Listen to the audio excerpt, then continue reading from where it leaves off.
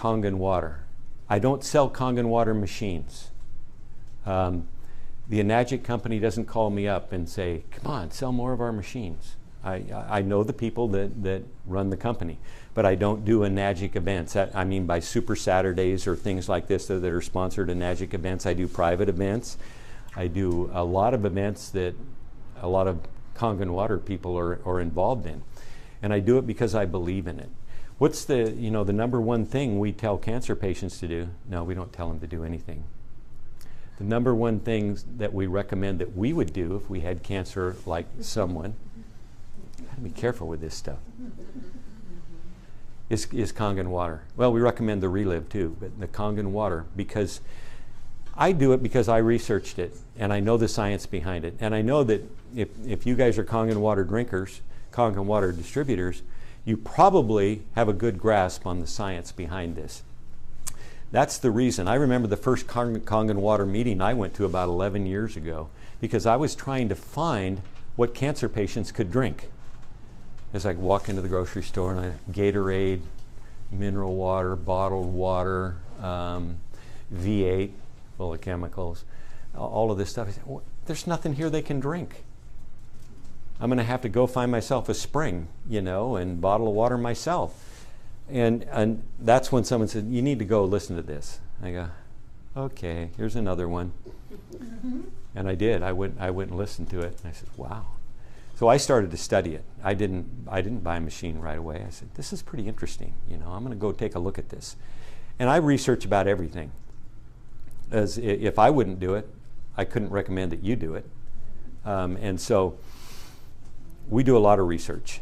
And I wanted to find out, why is this water good? You can tell me it's alkaline water, but you know what? I can put a spoonful or a quarter teaspoonful of baking soda in tap water and I got alkaline water. Doesn't mean it's any good for you. No, this is ionized water. It just happens to be alkaline. And, put your arms around this, you'll read it in the book. Healing is voltage, and voltage is equitable to pH, into alkalinity. And so we need to understand that. And your cells in your body are negatively charged, or they're supposed to be. And if they're not running at minus 25 to minus 50 millivolts, you're sick. And cancer patients and many others are running below that. So your body running at that voltage has very little capacity to build new cells or to heal those cells that are now sick. So what do we need to do? Raise the millivoltage. How would you raise a cell that needs 25 more millivolts? What's the fastest way to do that? It used to be eating organic vegetables because they're very high in pH and they're loaded with nutrients. But because of that pH, it's the best way, doing a lot of those, to raise your cell voltage and to raise the pH of your body. Your blood's always going to stay at the same pH, because if it doesn't, you're going to die. So your blood, if it's not at about 7.35, somewhere in that range to 7.4, then you're going to die. So it'll rob pH from anywhere. It'll take it from your bones and from anywhere to maintain that. Why do we have osteoporosis? Our body starts to break down. So we need to raise that cell voltage. The best way in the world now to raise cell voltage is this. Can you imagine if this is running at minus 600 to minus 800, some don't get quite that high millivolts. Isn't that the best way, if you're pouring that in your body, to raise that cell voltage? It is by far. I mean, we learned about this from the Hunsakat people at the base of the Hindu Kush in the Himalayas. They drank glacier milk. What is glacier milk? And I know this to be true, if you went into a Hunsakat village up in the north of Pakistan, up in the mountains at 10,000 feet, and you got invited into the guy who runs the community, into his hut, he'd set 2 glasses of water in front of you. One would be clear, one would be gray and cloudy. Which one would you drink? Gray and cloudy. Gray and cloudy. That's the one I would drink. Why? Because it's ionized water. It's alkaline ionized water. What do you need to ionize water? You need minerals and you need power and water in the water. What happens when this pure water crashes down, when the snow melts, coming down the streams, down the mountains, under power, because it's rushing down the streams, it's picking up the minerals out of the sand and the rocks in the base. And so when the water reaches here, yeah, it's a little gray and cloudy, but it's very high alkaline, and it's running a high ORP, high negative ORP, because it's been ionized. That is the technology behind this in its simplest form. So the fastest way to bring up that cell voltage is by drinking Kangen water, by far.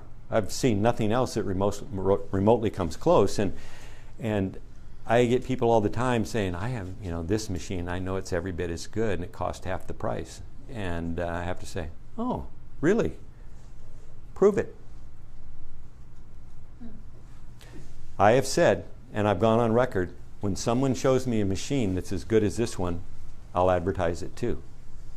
I've been saying that for 10 years. And there's not one. If there is, fine. I tell people to use it, but I have not found one that can compete. And I call it in the book the Rolls-Royce of water ionizers. And everyone wants to compare their machine to this one. Ours does what theirs does for half the price. Well, no, it doesn't. We've run into several machines, and people have said that actually harm people because the plates begin to break down.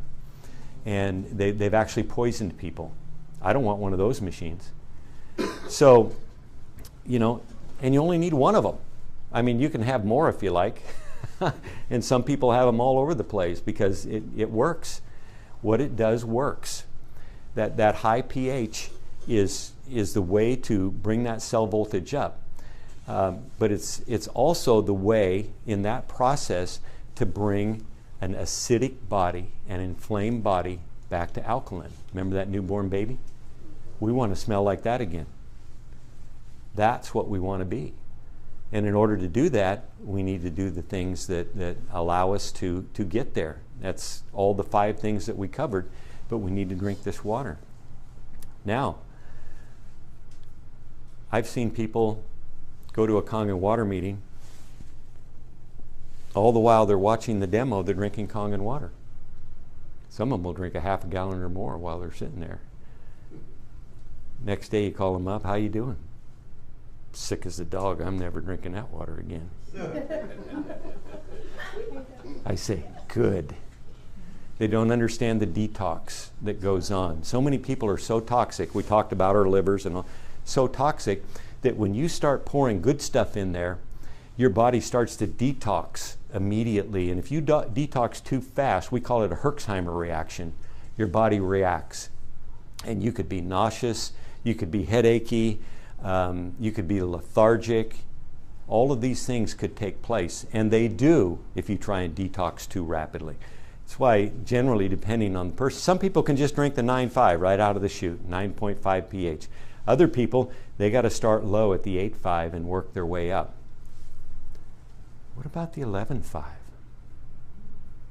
What do you think? Magic Company says don't drink it.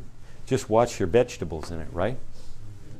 Well, you should do that. First time I did that, I went, what? I put all my vegetables that I just bought at the store in a big sink full of 11.5 pH water, and I left it there for about 10 or 15 minutes, and I came back and I pulled them all out and I looked at the water and I said, what's that? Somebody pee in the water? It was dark yellow. Those were all the pesticides and herbicides that came off the produce. Wow. Did I say something? Oh, okay. So is it okay to drink a lot of the L5, 1.5? I was getting there. Oh, I'm sorry. No, good. I'm glad. Yeah. Someone told me, oh, you can't do that. Yeah, I had to leave you in suspense because a lot of people say, don't do that. Don't do that. I'm not going to tell you to drink the 11.5 water, okay? Would I drink it? Oh, absolutely. And I have. I've drunk a lot of it. And we have seen that this is what often turns late-stage cancer patients. Because we're rebuilding the cells, remember? We're lifting that cell voltage. We're alkalinizing an acidic body. We're pouring this water that doesn't stay in your stomach, it zooms out as fast as it can. It probably starts absorbing in your mouth and in your throat into the cells. It's because of that low rate of cells glomming onto each other, and it reduces the rouleau in your blood. Anyone know what that is? You ever see a picture of someone's blood where all the red blood cells start sticking together? They don't function as well. They don't carry oxygen as well, and you struggle and suffer with that. Gee, I've seen pictures of after people drank Kangen water, and guess what? The cells separate, especially the 11.5. They separate. Well, what happens when you put 11.5 into fats, into oils? Doesn't it emulsify those oils? So it makes sense that to the rouleau in your blood, it will separate those cells that want to stick together, and it will better oxygenate your body. I mean, there's so many things, so many benefits, let's say, of drinking this water, and I can't think of a reason not to. I can only think of more and more reasons. But to go further on the answer to the question on the 11.5, no, we don't recommend anyone drink it. We just say that, well, if I was in your situation, this is what I would do. And if I was a stage 3 or stage 4 cancer patient, I'd be drinking it. And Louise taught me this. I'm not going to tell you her last name. Louise was a lady in her 70s who went to her chiropractor and said, well, doc, this is the last time I'm going to get to see you. And he says, well, why? He says, well, I've just been diagnosed with stage 4 lung cancer. And the doctor gave me a maximum of 90 days, and he told me to get my affairs in order. And he says, oh, gee, I'm sorry for that. I wish you to come and see me earlier about this. And she says, why? He says, well, I've got some water I want you to try. And she says, well, I don't know. I guess I got nothing to lose. I will. So she started drinking the 9.5 water and started to feel a little bit better. And she says, is this the strongest stuff you got? He says, well, no, we have the 11.5, but no one recommends that you drink that. That's for da-da-da-da-da. And she says, I got 90 days to live. What do I have to lose? She started drinking a gallon a day. 120 days, there was no cancer in her body. Her son had called her during that period saying he had just returned from the doctor. He had stage 4 Hodgkin's lymphoma. Doctor says, I'm going to die. I verified these stories, incidentally. These aren't just old myths. And she says, hold it. Hold where you are. I'm coming down to see you. And he was in Southern California. She packed up her machine. She went down to Southern California, and they both drank the water. 90 days, he was back to work. No cancer in his body. So, no, I'm not going to tell you to drink this water. I'm going to tell you that I would, and if I were a stage 3 or stage 4 cancer patient, I would drink it, and I would drink lots of it.